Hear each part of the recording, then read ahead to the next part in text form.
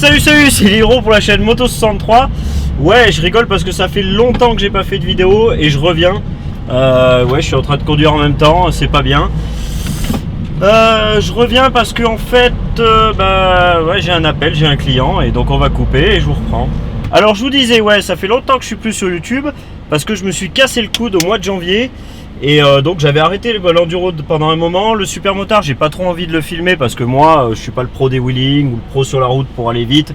Je suis plutôt circuit, donc il n'y a pas grand chose à filmer sur le circuit. C'est vite ennuyeux.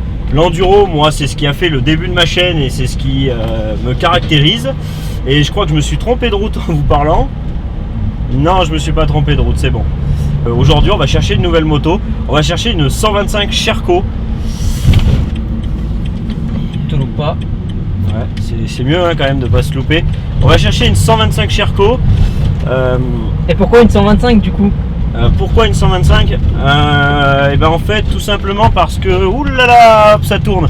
Je sais pas par où on passe là, mais on passe par les petites routes de campagne. Ouais, tout simplement une 125 parce que j'ai l'impression que depuis quelques années, j'ai un peu des grosses couilles. C'est-à-dire que je fais comme beaucoup de monde, j'achète 250, 300 cm3 en 2 temps, ça avoine à mort.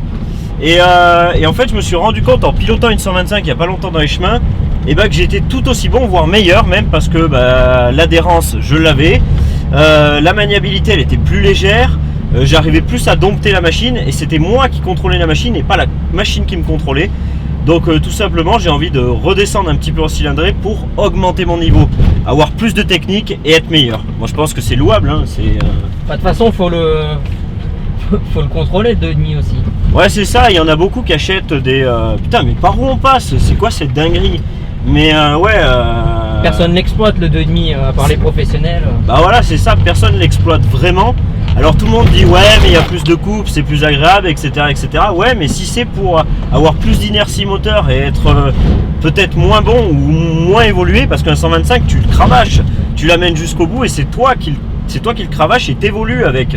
Alors que le 250, il y a un moment où tu vas moins évoluer, donc c'est pour ça que je descends au 125. Je pense qu'il n'y a pas grand chose de plus à dire. Les projets à venir, celui qui est derrière la caméra, il a déjà vu le début. Il y a un projet 125 DT supermotard. On a hâte de la rouler, en tout cas moi surtout. Ouais, moi un petit peu moins hâte, mais lui va la rouler, il gère bien en wheeling. Ton truc, bavette, les machins comme ça, j'allais dire Noën, mais tu fais pas encore le Noën. Ah bientôt, maintenant je passe les vitesses et tout, donc ça va. Mais... Donc voilà, mais du coup, c'est lui qui testera plus le 125, moi je suis plus dans le projet mécanique. Il y en a, ils vont se dire, ouais, ça ressemble à ton truc, à Kikadinac, machin, il a acheté une 125 DT. Pas du tout, on avait l'idée depuis vachement longtemps. On avait l'idée, mais les prix ils ont augmenté. Ouais, voilà, c'est ça. Et puis même en plus, on est dans un concept différent parce que là, on va mettre des vraies jantes supermotards. Je dis pas que c'est des fausses pour les DT, mais là, c'est moi qui les ai conçus, c'est moi qui ai fait les plans en 3D. Quentin les a vus, les plans en 3D. Je peux dire comment tu t'appelles, il n'y a pas de malaise. Ouais, non, il n'y a pas de. Voilà, mais ouais, il les a vus les plans, il a vu, j'ai créé des jantes pour la DT. Et pour justement aussi les commercialiser, parce que moi les gens de Supermotard, vous savez que j'ai le shop, hein, il est dans la description. Et voilà, je pense qu'on a à peu près tout dit, on en reparlera de ce projet 125. Il y a le T-Max, je le montrerai peut-être, c'est mon véhicule de tous les jours. Je pense que ça peut intéresser certains, mais vraiment vite fait. J'ai une Daytona 675 aussi, je pense que je la montrerai en mode rapide, mais moi c'est vraiment enduro Supermotard ma chaîne, et rien d'autre, parce que je trouve qu'à filmer c'est agréable. Et c'est sympathique. Je pense que vous imaginez pas la galère que c'est pour le DT, parce qu'en fait c'est pour ceux qui n'ont pas la référence, c'est un 125 DT de 1997. Ouais. Et en 97, pour des gens de supermotard, c'était pas trop commun. Donc ouais. Pour adapter tout ça pour une moto aussi vieille, un 2 temps, voilà, c'est un vrai défi aussi par rapport au disque de frein et à la patte de déport. C'est exactement ça, et pour pouvoir créer le kit entier sur base de vraies jantes supermotard, c'est-à-dire en 4,50 ou en 4,25 à l'arrière et en 3,5 à l'avant, c'est assez compliqué parce que ces tailles-là, elles n'existent pas pour la DT à l'époque. Les jantes qui existent, elles sont prises de DTX si je me trompe pas. C'est la DTX qui est déjà en supermotard, où elles sont prises sur des 125 SMS Husqvarna. En tout cas, c'est une vraie dinguerie. Le mélange, ça fait un peu penser au 125 CR. Ouais, 500, même les 500 ouais. CR. qui sont des vieilles machines avec des belles jantes. Les vieilles 500 CR là, à l'ancienne, mais restaurées, Ouais, mais avec du neuf et des jantes neuves. C'est vraiment, ça fait vraiment un mélange dingue et super beau. Bon, et bah écoutez, on se retrouve près de la 125 Sherco et on verra quel modèle j'ai choisi et pourquoi je l'ai choisi cette année d'occasion par rapport aux autres années.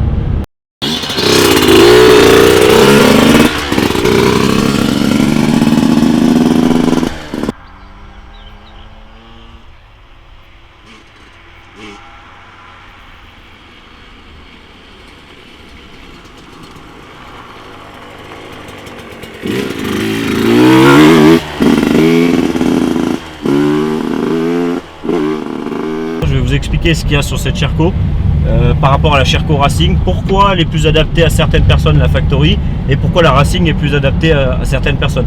Sachant qu'aujourd'hui en 2023 et il me semble en 2022 aussi, ils ne font plus la Racing Sherco parce que personne en fait l'achète, mais moi je pense que c'était une erreur. Bref, celle-là c'est la Factory, la super bien équipée. Et même il nous a donné des trucs, on montrera la selle, c'est pas mal hein, pour les gens qui sont un peu petits et tout. Ah bah pour nous c'est masterclass hein. Bah ouais, je pense que ça peut vachement Avant de passer par une prépa suspension et ce genre de choses. Ouais, et tout ça on va en parler tout à l'heure, de toute façon on va la mettre au bord. Mais très surpris, moto très coupleuse hein, honnêtement, qui a de la pêche. Ah ouais, pour un 125? Ouais, bah après c'est toujours pareil, là je l'ai essayé très peu donc je me suis fait un avis sur peu. On se fera un avis pendant une balade, pas sur cette vidéo mais sur une prochaine vidéo. Ouais, les suspens direct, tu le ressens. Pourtant, j'en avais essayé et ça me choque à chaque fois. Les suspensions Kayaba avant et arrière qui sont sur la Factory Sherco, elles sont abusées. Genre, elles sont dures. Mais dures comparé à des WP, t'as des WP que j'ai depuis des années. Ça fait vraiment un changement. Le temps de s'y habituer, c'est. Même si je vais les préparer, les suspensions, le temps de les habituer, ça va être compliqué. Ah, comme on le disait tout à l'heure, c'est peut-être un peu trop dur pour nous. Ouais, mais on l'expliquera tout à l'heure, on va l'expliquer tout à l'heure devant la moto que c'est peut-être un petit peu dur pour la plupart des gens qui font de l'enduro au niveau, pas au niveau de la ligue ou des choses comme ça. Bon allez, à tout à l'heure. Bon, bah ça y est, on est arrivé au garage, tu vois j'ai un petit balai et il y a un peu de bordel, là il y a une petite jante super motard d'un pote, il y a un moteur qui est démonté derrière, au pire on le monte vite fait, hein, c'est un petit moteur de Vespa. Donc pour ceux qui connaissent, tu vois, j'ai fait un petit machin pour pouvoir le tourner, pouvoir le vider, le machin, etc. Bon voilà, bref, on en parlera peut-être dans une autre histoire. Donc la Sherco, tout à l'heure je disais quoi dans la voiture? Je disais que bah, cette Sherco elle est super bien équipée, c'est la Factory. C'est-à-dire qu'elle est équipée en Kayaba, avec protection de peau que le mec a mis. Sabot moteur c'est sur le Factory, les têtes de fourche Neken, le guidon ça doit être un Neken aussi. Voilà, les jantes Excel, bon, voilà, c'est le concurrent. Le gars, tu sais, c'est le concurrent, mais qui chauffe trop. Voilà, les cale-pieds vont être changés, on va mettre des MBL parce que bah, moi je peux pas rouler sans mes cale-pieds. C'est une évidence. C'est une évidence, on peut peut-être leur faire écouter le bruit, non? Qu'est-ce que t'en penses? On va peut-être mourir dans le garage. On va peut-être mourir, ouais. Fais voir, attends, on va peut-être ouvrir surtout. Ouais, peut-être, attends. Ah, c'est le coupe-circuit, si tu l'oublies, t'es mort quoi. Bref, ça c'est les valves qu'on entend. Allez, on va démarrer pour voir. J'espère qu'il n'y a pas de vitesse, sinon je vais passer pour un con. Bien vu. Attends.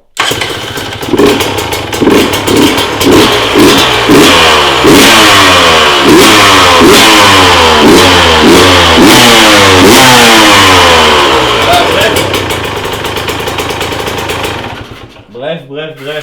Je vais couper le circuit parce qu'après il n'y aura plus de batterie. La selle, on avait dit qu'on en parlerait. C'est une selle basse. Alors je vous montre, on n'y voit pas tellement que c'est une selle basse. Ça rabaisse de. Attends, mais on va la mettre l'autre, on va la mettre. Regarde, ça c'est selle basse. Okay, regarde. Et là je vais enlever la selle. D'ailleurs le filtre à air est super propre, donc c'est super bien. Ça c'est la selle haute. Hop là, tac, c'est ce qu'il y a de bien sur le Sherco pour ouvrir les selles, c'est quand même bien pratique. Et regarde la selle haute, bon je vais pas la visser. Et la selle haute, ça fait pas une grosse différence au niveau look, tu vois. Hop, allez, je vais l'enlever parce que moi, comme je suis petit, je vais laisser la selle basse. Je voulais faire préparer les suspensions justement pour rabaisser la moto. Je l'avais déjà fait faire sur ma Husqvarna. Je sais pas si tu te rappelles, Quentin. Ouais, si. Enfin, c'est moi qui l'avais fait et c'est Dubo Sport Loisir qui avait fait l'arrière. D'ailleurs, parlons vite fait, rapidement de Dubo Sport Loisir. D'habitude, chaque année, j'achète chez eux. C'est-à-dire que depuis 2017, je leur achète des motos chaque année, neuves. Là, ils n'ont pas pu m'avoir la 125 Sherco. C'est pas de la faute de Dubo Sport Loisirs, c'est plutôt de la faute de Sherco parce que Sherco distribue peu de modèles sur chaque magasin, un ou deux pour des gros magasins, des fois 3 ou 4. Donc il y en a très très peu. Là, j'en trouvais pas, je pouvais pas l'avoir avant quand? Je crois avant novembre ou un truc comme ça. Donc je me suis pas fait chier. J'ai pris un modèle qui était récent. Cette moto, elle a combien? Elle a 15 heures quoi. Je crois bien. Tu vois? Voilà, 15 heures. Donc 15 heures, elle est toute neuve. Le gars, bon, ça a dû se retourner un petit coup là parce que c'est frotté. Tu vois? Il n'y a pas de gérance de wheeling ici. Voilà, il n'y a pas de gérance de wheeling. Je sais pas si ça se dit comme ça, mais. Pas ouais. trop, non. Mais en gros, voilà. Mais elle reste très propre. Je suis allé l'essayer tout à l'heure. Je l'ai trouvé très très sympathique comme moto. J'en ferai carrément, je pense, une vidéo, tu sais, une vidéo où j'explique pourquoi je suis passé en 125, les atouts de la 125. Enfin voilà, je détaillerai plus, mais en roulant. Déjà là, je pense qu'ils ont eu une bonne approche de pourquoi j'ai pris une 125 et pourquoi la Sherco. Parce que c'est la seule qui a le démarreur électrique, je crois bien. Hein. Alors là, je saurais pas te dire. Il me semble bien, il me semble bien que la 125 Beta n'a pas de démarreur électrique. Oh, quand même. La KTM, c'est une 150, donc elle passe pas dans la catégorie. Il n'y a plus les 125 maintenant. Et il n'y a plus les 125. Ah bah voilà. Il y a les 125 importés des États-Unis, les SX, mais les SX ont Ouais, mais l'emplacement. C'est pas homologué de toute façon. Si, il y a les X, les W, XC, quelque chose comme ça. C'est des motos homologuées, mais elles n'ont pas le démarreur électrique, il me semble, et il faut le rajouter après. Attends, un SX, c'est des SX spécial homologués. Il y a des SX qui sont homologués, mais ils n'ont pas le démarreur électrique. Donc il faut leur mettre le démarreur électrique, c'est une option. Ouais, c'est une option. Donc là, c'était la 125 Enduro homologuée, la plus simple à avoir. Donc prochain coup, on va essayer les suspensions, on va parler un petit peu de cette 125, on va voir mon ressenti par rapport aux 250 et aux 300 que j'ai toujours possédé. Et dites-moi dans les commentaires si vous pensez que c'est une bonne chose que je sois passé en 125 ou vraiment je vais me faire chier comme un rat mort. On n'a pas vraiment de réponse, en vrai je prends juste le risque. En vrai on n'a pas de réponse. Hein. Faut pas que le démarreur électrique il flanche hein, parce qu'il n'y a pas de... Il flanche, on sait, je sais pas de kick, hein. Ouais, je sais que je suis reparti pour de la merde. Hein. Quand je dis de la merde c'est que... Non mais on va pas se mentir, Sherco, il y a souvent des blèmes. Tu vois genre Sherco, moi j'en avais eu 2 années de suite, il y a toujours eu des blèmes de merde. Genre l'allumage... le régulateur, enfin voilà, j'ai des pièces de Sherco là-bas qui datent de la Sherco, j'ai toujours eu des petites merdes comme ça. Les moteurs sont solides, mais tout ce qui est à côté, les faisceaux électriques, même là, regarde. C'est un peu la roulette russe quoi. Bah même là, le faisceau électrique, à force de tourner là, un jour ou l'autre, ça va...